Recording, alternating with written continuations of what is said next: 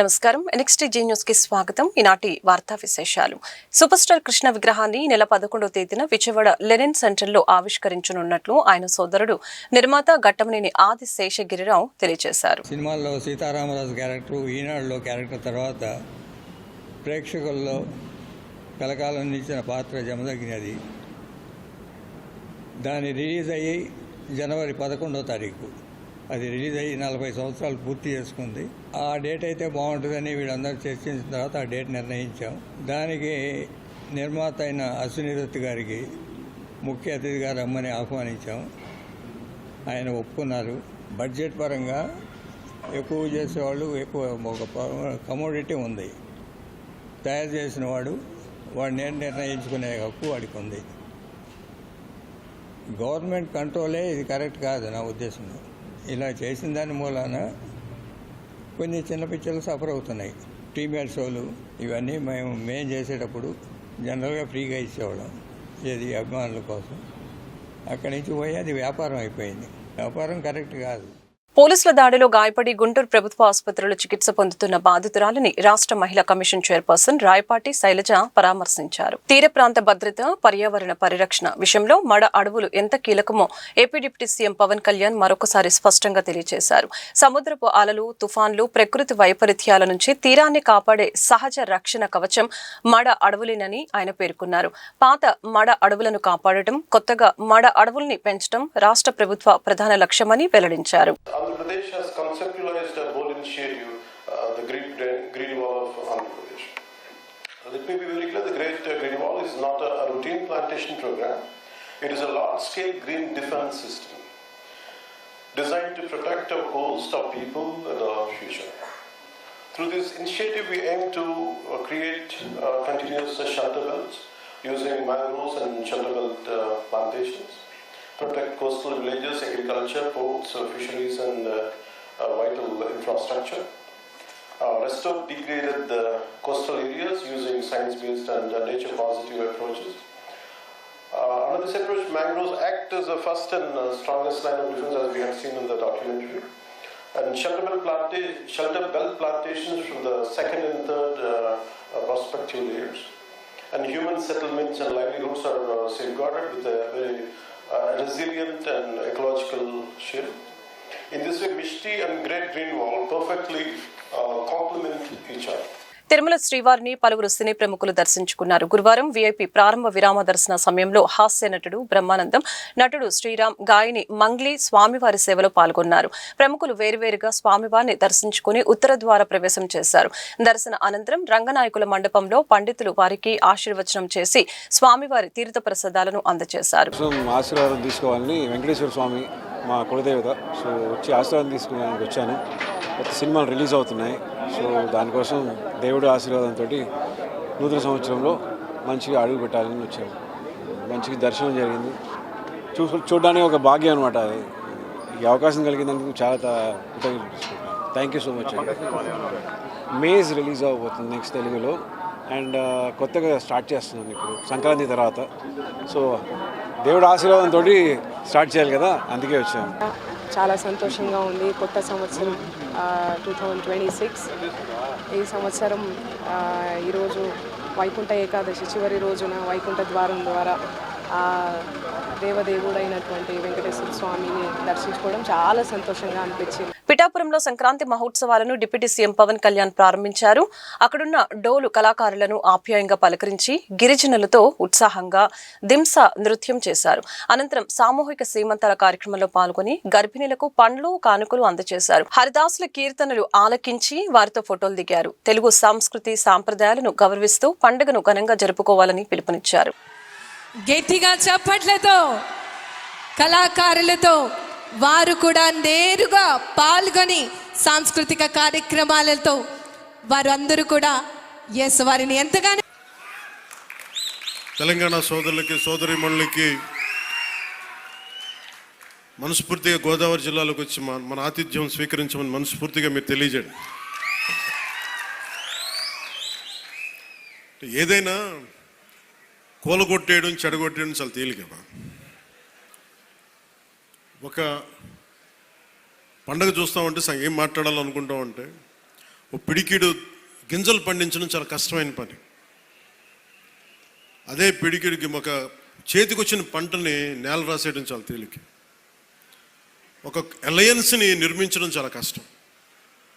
అందరినీ ఏకతాటిపైన తీసుకురావడం చాలా కష్టం. కేంద్ర నాయకత్వం దగ్గర నుంచి రాష్ట్ర నాయకత్వం ఎంత కష్టపడి పట్టుకెళ్తుంటే దాన్ని చెడగొట్టడం చాలా తేలిక, చాలా తేలిక. సంక్రాంతి మనం చెప్తుంది ఏంటంటే ఒక చేతికి ఒక కష్టపడి సంవత్సరం ఒక 6 నెలలు కష్టపడి 4 నెలలు కష్టపడి పంట చేతికి వస్తే ఆనందం తాలూకు నిదర్శనమే సంక్రాంతి పండగ. మనకి ధాన్యం వచ్చింది, ధాన్యం అమ్మగా డబ్బులు వచ్చినాయి. ఈ రోజున మన హరిదాసులు కానీ ఇంతమంది జానపద కళాకారులకు కానీ మనం ఎందుకు ఇస్తాం ఇవన్నీ అంటే మా దగ్గర అబండెన్స్ ఉంది. మాకు ఒక 10 బస్తాల పంట ఉంటే మేము 2 బస్తాలు పంచుతామని చెప్పడానికి. అది సంక్రాంతి తాలూకు నిదర్శనం. అంటే అలాగా మీరు ఇందాక మంత్రివర్యులు నారాయణ గారు చెప్తా ఉన్నారు, ఇంకా ప్రపంచంలో ఏ నియోజకవర్గం ఇంకెక్కడా రాదు అండ్ ఏది జరుగు. ఇక్కడ కొబ్బరాకు పడ్డా కానీ పిఠాపురంలో చాలా దారుణం జరిగిపోయింది. ఒక తాటాకు అక్కడ ఉన్న తాటాకు ఊడిపడిపోతే అమ్మా చాలా దారుణం జరిగిపోయింది. మరి గత ప్రభుత్వ నాయకులను అడగండి, వాళ్ళ నియోజకవర్గం అసలు న్యూస్ ఉంటుందా, ఏం జరుగుతుందో కూడా తెలియదు మీకు. పిఠాపురంలో చిన్న చెట్టు మీద వాళ్ళున్న పక్షి ఈక పడినా కానీ అయ్యా బాబోయ్ పక్షి పడి. అంటే ఇది ఎవరిస్తున్నారు మీకు బలం? ఎవరిస్తున్నారు? మీరిస్తున్నారు. చెడు వార్తలకి మీరిస్తున్నారు బలం. ఒకడు మనల్ని తిడుతుంటే మీరు దాన్ని వైరల్ చేస్తే మీరు బలం ఇస్తున్నారు. ఒకటి చెడగొడుతుంటే వచ్చి మీరు ఎదురు ప్రశ్నించకపోతే మీరు బలహీనలు అయిపోతారు. మీరు నాకు ఓట్లేస్తే సరిపోదు అని ఎందుకు చెప్తున్నాను? 5 సంవత్సరాల పిఠాపురంలో గత ప్రభుత్వంలో ఒక్కసారి మీరు ప్రతి ఒక్కరు మేధావులు చాలామంది ఉన్నారు, పత్రికేయులు ఉన్నారు, చాలామంది విభిన్నమైన పార్టీల నాయకులు ఉన్నారు. ఈ గత 5 సంవత్సరాల కాలంలో ఎన్ని కోట్లు ఖర్చు పెట్టారో ఒకసారి అడగమని చెప్పాను. నువ్వు పేరంటాలకి రాలేదు, పబ్బాలకి రాలేదంటే ఒక దేశం కోసం శ్రమించే వ్యక్తిని, ఇంత మందిని ఏకం చేసే వహించే వ్యక్తిని నాకు మీరు ఇవ్వాల్సింది. వాళ్ళు ఏం చేసినా సరే వాళ్ళు తెలిసింది ఒకటే, బూతులు తిట్టడం, ఇందాక నారాయణ గారు చెప్పినట్టు కేసులు పెట్టడం, ప్రజలకి మనశ్శాంతి లేకుండా చేయడం. మళ్ళీ అదే పాత పద్ధతి మొదలుపెట్టారు. మళ్ళీ పిఠాపురంలో గతం ఎన్నడూ లేని విధంగా మళ్ళీ మీరు స్టార్ట్ చేశారు. ఈ సందర్భంలో ఉన్నత పోలీస్ అధికారుల గారికి, జిల్లా మ్యాజిస్ట్రేట్ గారికి కూడా చెప్తున్నాను, లా అండ్ ఆర్డర్ని కనుక ఎవరైనా సరే పిచ్చిగా కనుక మీరు అభద్రతా భావానికి కానీ ప్రజల్ని చేస్తే అస్సలు ఉపేక్షించద్దని చెప్తున్నాను. నా మాటలు చాలా మెత్తగున్నాయి కానీ చేతలు చాలా చాలా గట్టిగా ఉండి గుర్తుపెట్టుకోండి. ఇది మిడీవల్ పీరియడ్ కాదు కాబట్టి నా మాటలు చాలా నియంత్రణతో ఉన్నాయి. చేతలు చాలా చాలా గట్టిగా ఉండి గుర్తుపెట్టుకోండి. ఎందుకని మీరు రాజకీయ పరంగా ఏదైనా చేద్దామంటే సంతోషం, అది మీరు ఒక విమర్శ చేయండి, ఇక్కడ అభివృద్ధి బాగలేదు, ఇంకోటి బాగలేదు. కానీ మీరు కులాల మధ్య మతాల మధ్య గొడవ పెట్టేద్దాం అనుకుంటే వాటిని మటుకు నేను వ్యక్తిగతంగా చాలా పర్సనల్గా తీసుకుంటాను. ఎందుకంటే I believe firmly in the foundations of our constitution. నేను రూల్నే మాట్లాడతా, రూల్నే అప్లై చేస్తా. అది దయచేసి ఉన్నతాధికారులందరూ, అది మీరు కలెక్టర్ గారు కావచ్చు, ఏర్పాటు చేసిన ఈ యొక్క సంక్రాంతి సంబరాల్లో పాల్గొంటూ, అంతేకాకుండా ఈరోజు ఈ యొక్క పిఠాపురం డెవలప్మెంట్కి 185 కోట్లతో ఫౌండేషన్ వేయటం,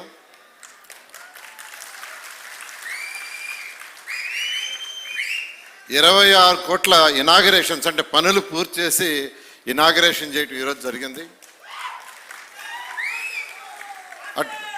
అటు రోడ్లు కావచ్చు, డ్రైన్స్ కావచ్చు, టెంపుల్స్ కావచ్చు, అనేక పనుల్ని ఈ విధంగా ఈరోజు వారి యొక్క ఆధ్వర్యంలో నా చేతుల మీద యాక్చువల్గా ఈ యొక్క కార్యక్రమాన్ని ఏర్పాటు చేసిన పవన్ కళ్యాణ్ గారికి మరొకసారి ధన్యవాదాలు తెలియజేస్తూ ప్రతి ఒక్కరికి సంక్రాంతి శుభాకాంక్షలు. మీకు అందరికీ తెలుసు గత ప్రభుత్వం ఎలా పరిపాలన చేసిందో, అరాచక పరిపాలన. గత 5 సంవత్సరాలు ఈ రాష్ట్రంలో ప్రజాస్వామ్యం పోయింది. అటువంటి పరిస్థితుల్లో ఈ రాష్ట్రంలో ప్రజాస్వామ్యాన్ని పరిరక్షించాలని గౌరవనీయ పవన్ కళ్యాణ్ గారు ఎన్డీఏ కూటమి ఏర్పాటులో భాగస్వామ్యమై ఈ రాష్ట్రంలో ప్రజాస్వామ్యాన్ని పునరుద్ధరించడం జరిగింది. అది చేయటం వల్ల ఈరోజు మనందరం ఊపిరి పీల్చుకొని ఉంటున్నాం. ఇలాంటి ప్రతిరోజు ఉదయం ఎవరిని అరెస్ట్ చేస్తారా, ఎవరిని జైల్లో పెడతారా, ఎవరిని పోలీస్ స్టేషన్ తీసుకుపోతారా, అదే ఉండింది. ఈరోజు ఎక్కడ లేదు. ఈ రాష్ట్రం అంతా ప్రజలు చాలా ప్రశాంతంగా ఎవరి పనులు చేసుకుంటున్నారు, ఎవరి వ్యాపారాలు చేసుకుంటున్నారు, ఎవరి ఉద్యోగాలు చేసుకుంటున్నారు.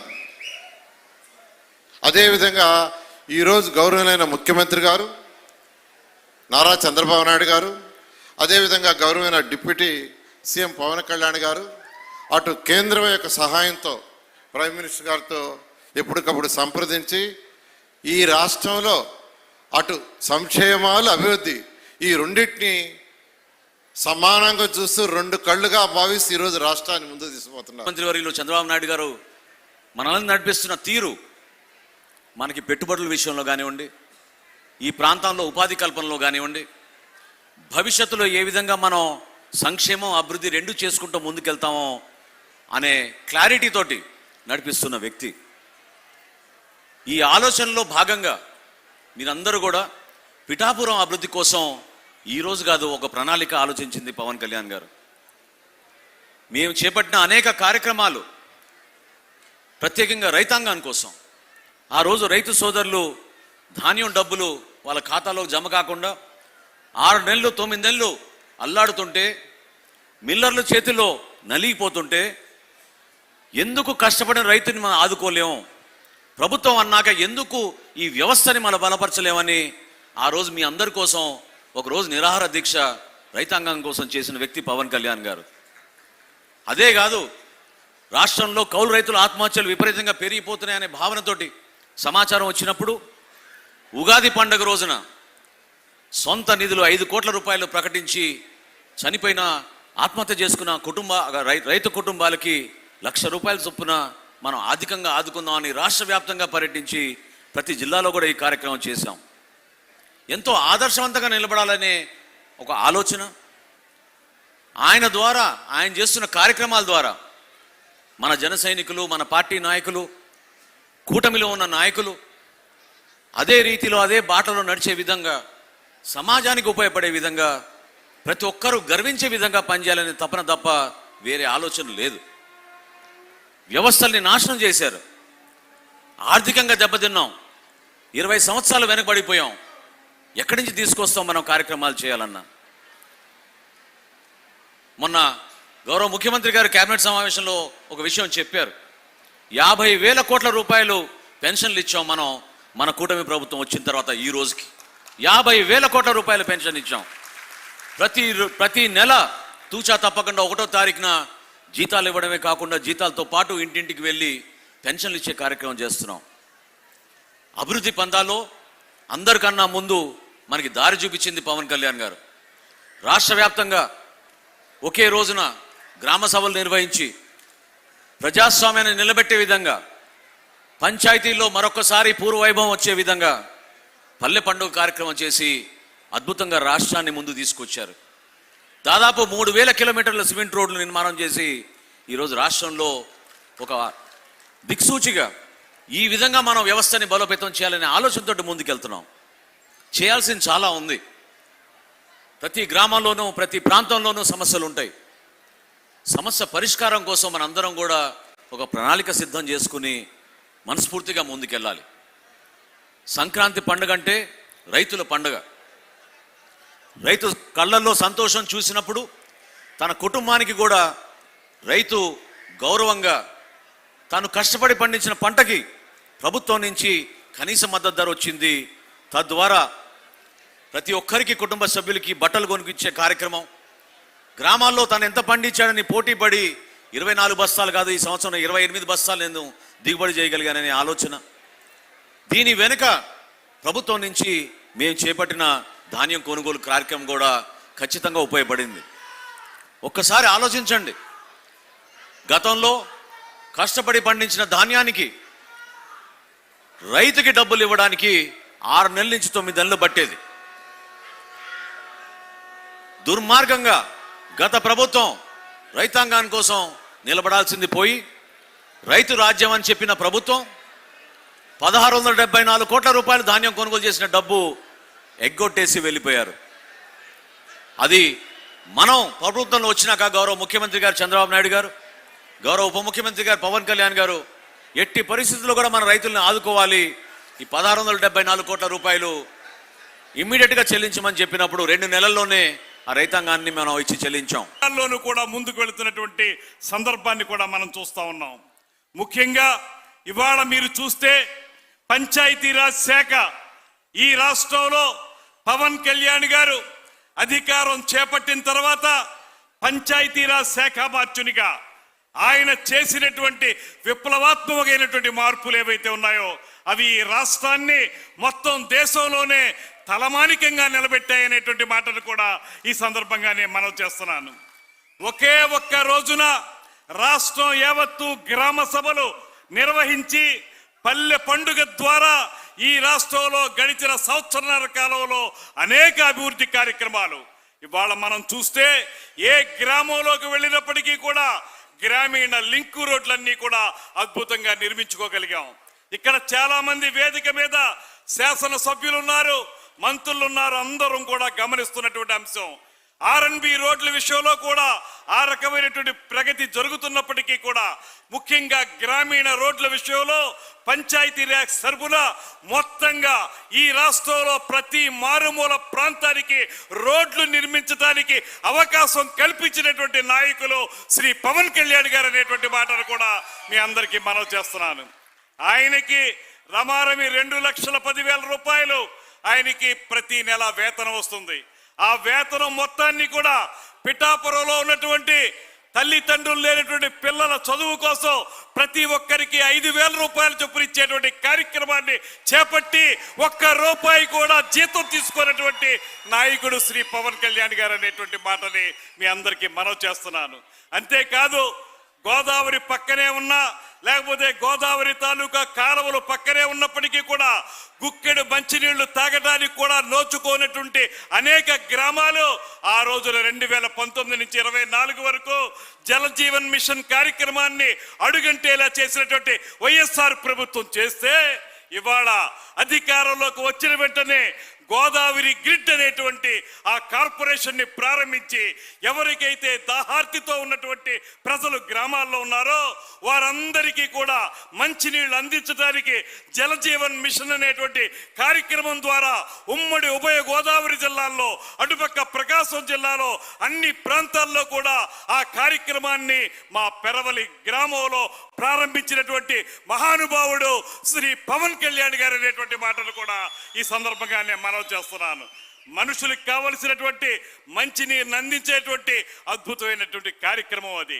అంతేకాదు అటవీ సంరక్షణ ఎంత పెద్ద ఎత్తున ఇక్కడికి విచ్చేసినటువంటి పిఠాపురం నియోజకవర్గ ప్రజా దేవుళ్ళందరికీ కూడా పేరు పేరున జనసేన పార్టీ తరఫున కూటమి ప్రభుత్వం తరఫున మీ అందరికీ కూడా హృదయపూర్వక నమస్కారాలు తెలియజేసుకుంటూ మరి ఏదైతే మరి పవన్ కళ్యాణ్ గారు ఉన్నారో భావి తరాల కోసం వచ్చే పౌరుల కోసం యువత కోసం మన యొక్క సంస్కృతి సాంప్రదాయాలు మన యొక్క ఆచారాలు వ్యవహారాలు మన యొక్క దేవతలు నైవేద్యాలు ఇవన్నీ రాబోయే తరాలకు తెలిసే విధంగా పిఠాపురం నియోజకవర్గంలో మన కాకినాడ జిల్లాలో ఎప్పుడు కనీవిని రీతిలో మరి 3 రోజుల పాటు ఎంత పెద్ద సంబరాలు జరుపుతూ ఉంటే పిఠాపురం నియోజకవర్గం యావత్తు కూడా పొల్లకెళ్ళిపోతుంది అనేటువంటిది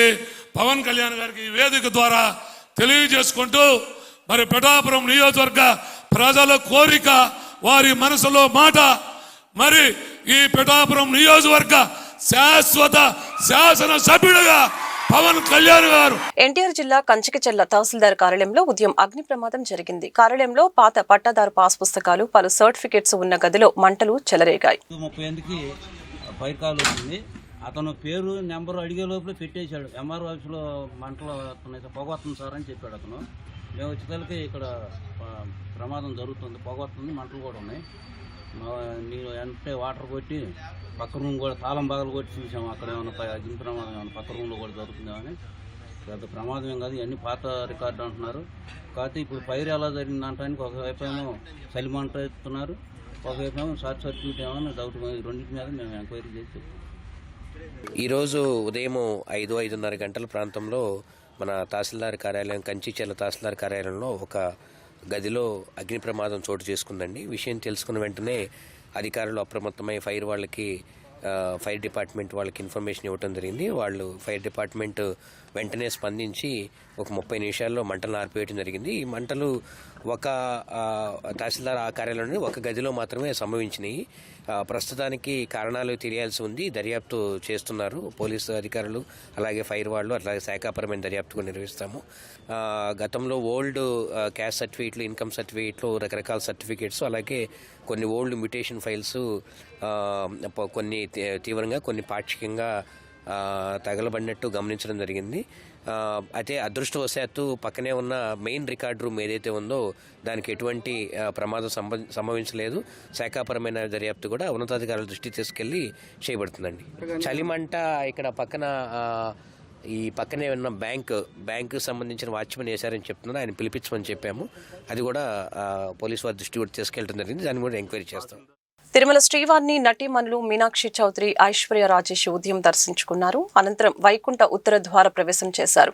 దర్శన అనంతరం రంగనాయకుల మండపంలో పండితులు వారికి ఆశీర్వచనం చేసి స్వామివారి తీర్థ ప్రసాదాలను అందజేశారు. తాను నటించిన అనగనగా ఒక రాజు చిత్రం జనవరి 14న విడుదల కానున్న నేపథ్యంలో శ్రీవారిని దర్శించుకున్నట్లు మీనాక్షి చౌదరి తెలిపారు. నాగ చైతన్యతో ఓ చిత్రంలో నటిస్తున్నట్లు తెలిపారు. వైకుంఠ ద్వార దర్శనానికి టిటిడే అద్భుతంగా ఏర్పాట్లు చేస్తుందని ఐశ్వర్య రాజేష్ అన్నారు. సంక్రాంతికి విడుదలయ్యే అన్ని చిత్రాలు విజయం సాధించాలని ఆకాంక్షించారు. మార్నింగ్ ఇది మన రిలీజ్ ముందు ఒక దర్శనం అయితే నేను చాలా హ్యాపీ. అండ్ 14th జాన్కి రిలీజ్ ఉంది అనగనక ఒక రాజు థియేటర్స్లో. సో చాలా చాలా హ్యాపీ, చాలా సంతోషంగా ఉంది తిరుపతికి రావడం. ఇక్కడ వెంకటేశ్వర స్వామి దర్శన్ తర్వాత మన రిలీజ్కి ఒక ఫుల్ జోష్తో చేస్తే నేను చాలా హ్యాపీ. సో మీరు కూడా చూడండి సినిమాస్లో. Thank you. హ్యాపీ సంక్రాంతి. మీ అందరికీ సంక్రాంతి శుభాకాంక్షలు. అది ఒక నాగచైతన్య గారితో ఒక సినిమా ఉంది. సో అది మిడ్ ఆఫ్ ఈ ఇయర్ రిలీజ్ అవుతుంది. అండ్ ఇంకా చాలా ఉన్నాయి. అది ఒకసారి ప్రొడక్షన్ హౌస్ ఒక ఫార్మలీ అనౌన్స్ చేస్తే నేను చెప్తాను. Wish you all happy Sankranti. చాలా మంచి దర్శనం అయింది. టీటీడీ వాళ్ళు మంచి దర్శనం అరేంజ్ చేశారు. వైకుంఠ ఏకాదశి రేపుతో క్లోజింగ్. సో చాలా సంతోషంగా ఉంది ఈ రోజు వచ్చిన దానికి. నాతో పాటు మీనాక్షి కూడా వచ్చింది, చాలా సంతోషం. అండ్ అన్ని సంక్రాంతి సినిమాలకి wishing you all the best and success. Thank you. చాలా ఉన్నాయి, వస్తాయి ఈ ఇయర్ వచ్చిన. జగన్ ఎన్ని ప్రయత్నాలు చేసినా రాజధాని అమరావతి నిర్మాణం ఆగదని పురపాలక శాఖ మంత్రి నారాయణ తెలిపారు.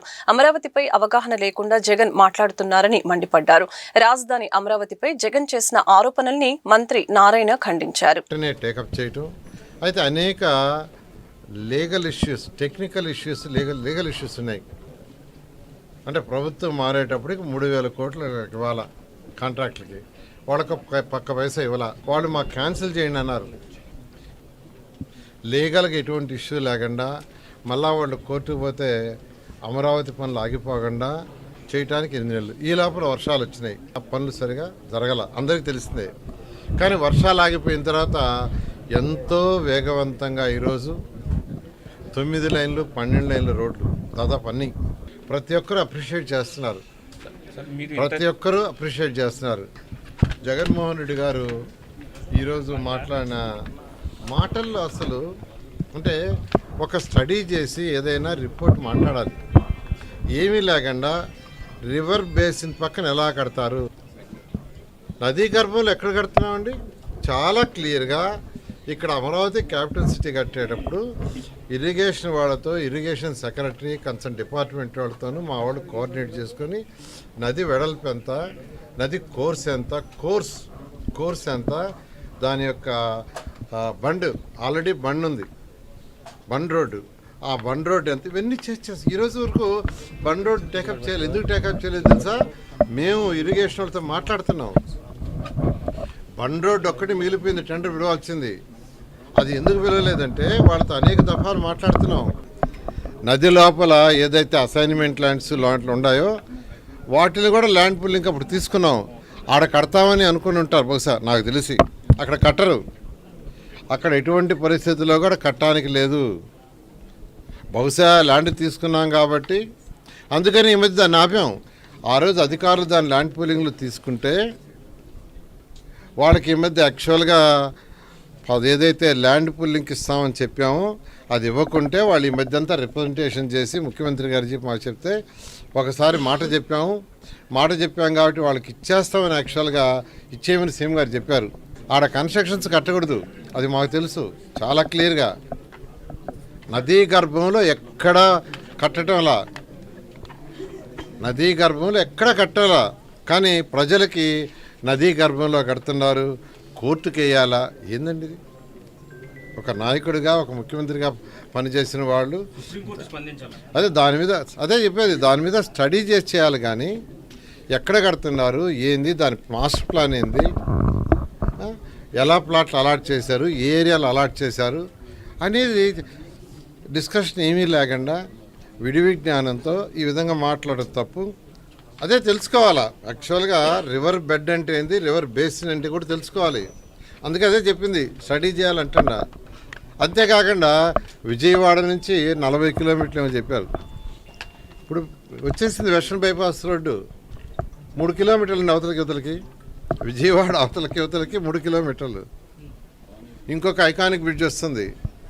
కాబట్టి ఏదైనా మాట్లాడేటప్పుడు నాయకులు దాన్ని పూర్తిగా స్టడీ చేసి ఆ తర్వాత మాట్లాడితే బాగుంటుంది. ఇలాంటి ఏమవుతుందంటే ప్రజలని రాంగ్ డైరెక్షన్లో పట్టించినట్టు ఉంటుంది. ఆల్రెడీ 300 ఎకరాలు ఒకే రోజు. బహుశా వీళ్ళు ముందుకు వెళ్ళిపోతున్నారు, ఇంకా ఆగదని బ్రేక్ వేయాలని ప్రయత్నిస్తున్నారు. మీరు ఎన్ని ప్రయత్నాలు చేసినా అమరావతి రాజధాని ఆగదు. రాబోయే 1.5 year లోపల ఈ ట్రంక్ రోడ్స్ అన్ని కంప్లీట్ చేస్తాం. వైఫల్యాలు నేర్పే పాఠాలతో విజయాలు సాధించవచ్చని మాజీ క్రికెటర్ యువరాజ్ సింగ్ తెలిపారు. హైదరాబాద్ లోని మాదాపూర్ హెచ్ఐసిసిలో బుధవారం నిర్వహించిన ఓ ప్రైవేట్ కార్యక్రమానికి యువరాజ్ సింగ్, ప్రముఖ హాస్య నటుడు బ్రహ్మానందం, సివి ఆనంద్ హాజరయ్యారు. తాను ఎన్నో అపజయాలను ఎదుర్కొని నిలబడినట్లు యువి తెలిపారు. హైదరాబాద్ అంటే తనకెంతో ఇష్టమని వెల్లడించారు. పిల్లలను ఇతరులతో పోల్చడం వలన మానసికంగా కుంగిపోతారని బ్రహ్మానందం అన్నారు. ఈ కార్యక్రమంలో యువి బంతులేగా సివి ఆనంద్ సరదాగా బ్యాటింగ్ చేశారు. నన్ను ఇక్కడికి పిలిచి, నేను కూడా ఇంగ్లీష్లో మాట్లాడదాం అనుకున్నాను, కానీ నా ఇంగ్లీష్ మీకు అర్థం కాదు, మీకు అర్థమయ్యే ఇంగ్లీష్ నేను మాట్లాడలేను. కాబట్టి నాకు వచ్చిన తెలుగే నేను మాట్లాడతాను. ముఖ్యంగా ఈరోజు the 6 feet gentleman mister Yuvraj Singh ఆయన ఇక్కడికి వస్తున్నారని తెలిసి, తర్వాత ఇక్కడ ఉన్నటువంటి ఈ స్టూడెంట్స్ని కొంచెం మోటివేట్ చేయాలనే ఐడియా చెప్పారు. స్టూడెంట్స్ మోటివేట్ చేయడం అంటే చాలామంది స్ట్రెస్ ఫీల్ అవుతుంటారని మనం అంటాం, కానీ వాళ్ళు స్ట్రెస్ ఫీల్ అవడానికి రీజన్ మనం అనేటువంటి విషయం మనం తెలుసుకోవాలి. ముఖ్యంగా పేరెంట్స్ తెలుసుకోవాలి. ఎందుకు స్ట్రెస్ ఫీల్ అవుతున్నారంటే there are so many reasons నాకు తెలిసినప్పుడు, but only main reason is comparison. మన పిల్లల్ని వేరే పిల్లలతో కంపేర్ చేసి, పక్క వాళ్ళ అబ్బాయి చూడు ఎంత బాగా చదువుకున్నాడో, ఎన్ని మార్కులు వచ్చాయో, మన పిల్లలు చూడు ఏం చదువుకోవటం లేదు, ఏమి లాభం లేదు, నువ్వు ఎందుకు పనికి వస్తావురా అని తిట్టినప్పుడు మాత్రమే అతను స్ట్రెస్ ఫీల్ అవుతాడు. అలా కాకుండా అతన్ని తను చదువుకోమని మీరు కొట్టినా ఫీల్ అవ్వడు, ఇంకేదైనా చెప్పినా ఫీల్ అవ్వడు. కానీ ముఖ్యంగా కంపారిజన్ చేసి చెప్పినప్పుడు మాత్రం చాలా చాలా చాలా ఫీల్ అవుతాడు. అటువంటి స్థితిలో పేరెంట్స్ ఉండకూడదు. I love and the amazing reception. It kind of feels like that I'm batting in the World Cup match. Same atmosphere in the stadium. No, sir, thank you for having me on board for the Big Academy. I wish you all the best. You know, with your experience in education and technology for 20 years. Thank you, sir. I hope you will make it count for the students and it will become a very successful venture for you and for the students I just want to say to the parents who are listening, whose children are going to be part of the big academy, is that a lot of your parents have worked very hard for your education. There are a lot of parents who probably have 2 meals a day. There are a lot of parents who've chosen a different profession just to support families and to support children's education. For example, my mother was making clothes at one time to support me, and my father did not make big in cricket, and he went to acting to support his family. So I'm sure a lot of your parents have probably, working overtime to support your education. So please remember the sacrifices of your parents and your teachers. Amaravati రాజధాని పరిధిలోని నీరుకొండపై తెలుగు జాతి గర్వించదగ్గ రీతిలో ఎన్టీఆర్ భారీ విగ్రహాన్ని ఏర్పాటు చేస్తున్నట్లు మంత్రి నారాయణ వెల్లడించారు. ఈ ప్రతిష్టాత్మక ప్రాజెక్టుని సుమారు 1,750 కోట్ల భారీ బడ్జెట్తో నిర్మిస్తున్నట్లు పేర్కొన్నారు. విగ్రహం మొత్తం బరువు 65,000 టన్నులు ఉంటుందని, ఇందులో విగ్రహ తయారీకి మాత్రమే 3,500 టన్నుల కంచు ఉపయోగిస్తున్నామని ఆయన వివరించారు. ఎన్టీఆర్ స్టాచ్యూ దాని గురించి యాక్చువల్గా ఫస్ట్ మీటింగ్ జరిగింది. దాంట్లో అధికారులు యాక్చువల్గా వారు ఇంతవరకు చేసిన మొత్తం ప్రజెంటేషన్ చేయడం జరిగింది. దాంట్లో కొన్ని సజెషన్స్ కూడా ఈరోజు గ్రూప్ ఆఫ్ ఎంత అవుతుంది 1750 వరకు అవుతుంది యాక్చువల్గా. దాంట్లో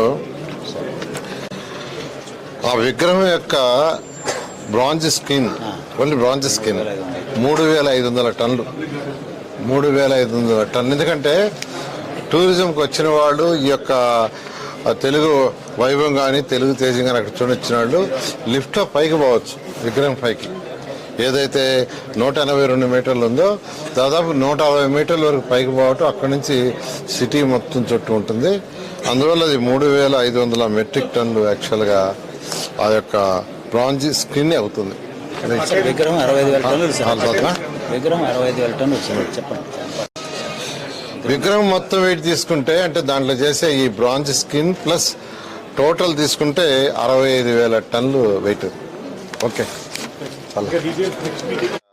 120 ఎకరాలు.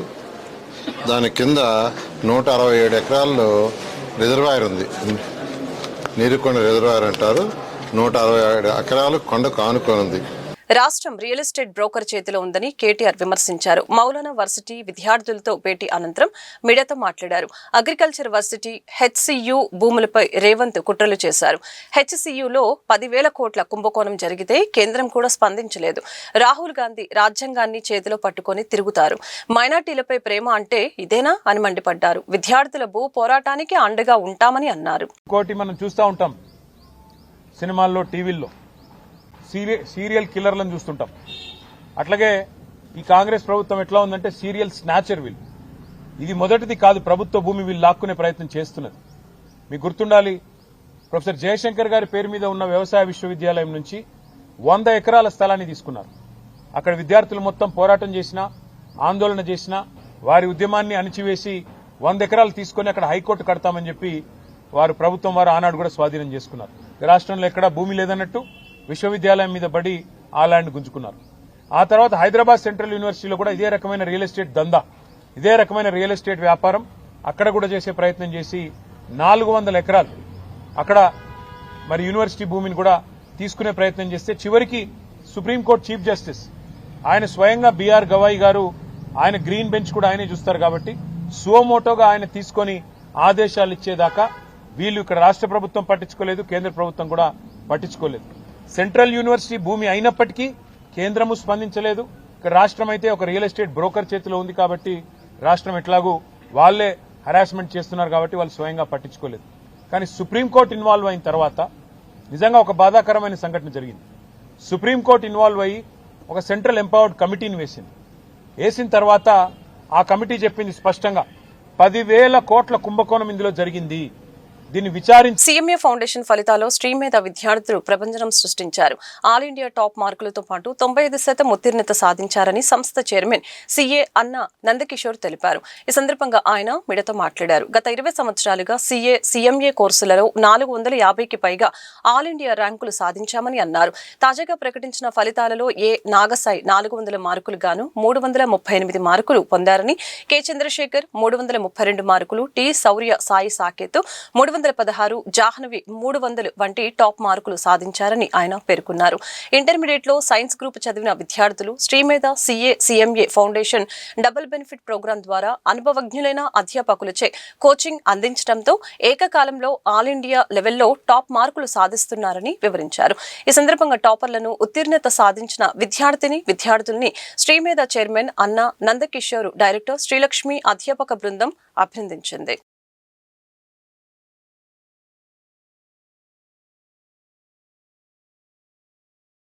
Of cost accountants of India వారు డిసెంబర్ 13, 2025 నిర్వహించిన CMA ఫౌండేషన్ పరీక్షా ఫలితాలు గురువారం నాడు ప్రకటించడమైనది. ఈ ఫలితాల్లో శ్రీమేధ విద్యార్థులు ఆల్ ఇండియా స్థాయిలో టాప్ మార్కులు సాధించడమైంది. 400 మార్క్స్కి గాను 338 మార్క్స్తో ఏ నాగసాయి ప్రథమ స్థానంలో నిలవడమైనది.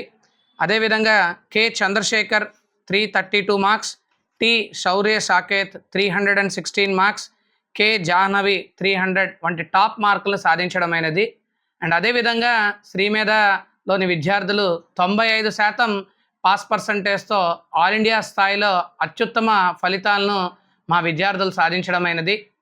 The institute of cost accountants of India వారు నిర్వహించిన ఈ ఫౌండేషన్ పరీక్షల్లో ఉత్తీర్ణులైన వారందరూ కూడా తదుపరి స్టేజ్ CMA ఇంటర్కి అర్హత పొందడం అయింది.